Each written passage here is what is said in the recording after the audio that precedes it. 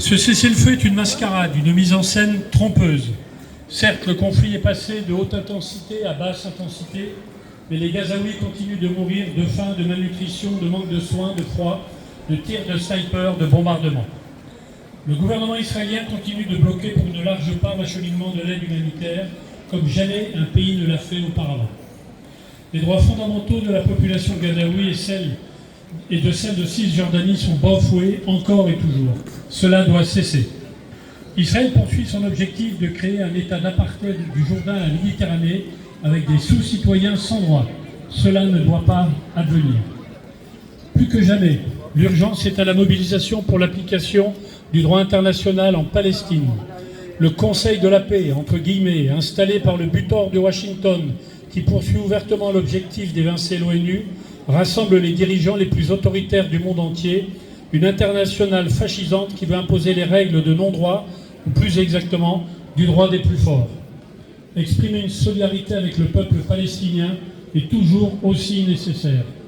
La Ligue des droits de l'homme, dans le cadre du collectif national pour une paix juste et durable entre Palestiniens et Israéliens, c'est aujourd'hui une journée nationale à l'appel de ce collectif, comme dans le cadre du collectif Cessez-le-feu de l'ère toulonnaise qui manifeste depuis plus de 2 ans, encore aujourd'hui, et continuera de le faire tant que cela sera nécessaire.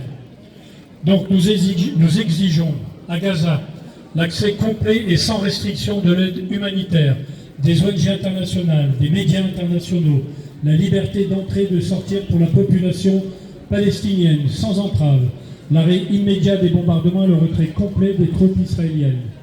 Conformément aux résolutions de l'ONU, la fin de l'occupation du territoire palestinien, de la colonisation et l'exercice du droit au retour des réfugiés palestiniens. Des sanctions contre Israël qui violent les droits humains et le droit international humanitaire depuis des décennies, dont la suspension de l'accord d'association avec l'Union européenne tant que dure l'occupation illicite du territoire palestinien. Vouloir sanctionner la politique du gouvernement de Netanyahou n'est en aucun cas de la judéophobie. Ceux ou celles qui utilisent cet argument sont des falsificatrices et des falsificateurs qui jettent de l'huile sur le feu. Une paix juste et durable sur la base des résolutions de l'ONU et sous son égide, négociée avec la pleine participation des autorités palestiniennes.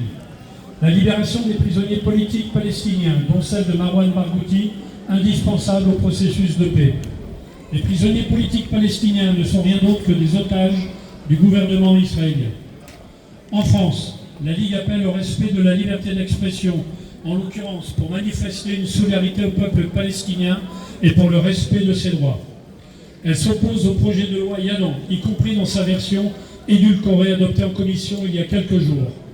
Elle demande une clarification de la position française suite à la demande du ministre étranger aux Affaires Barrot, suite à sa demande ubuesque de déchoir Francisca Albanese de tout mandat onusien, épousant ainsi les positions de Netanyahou, Trump, Yalan et de quelques autres députés français.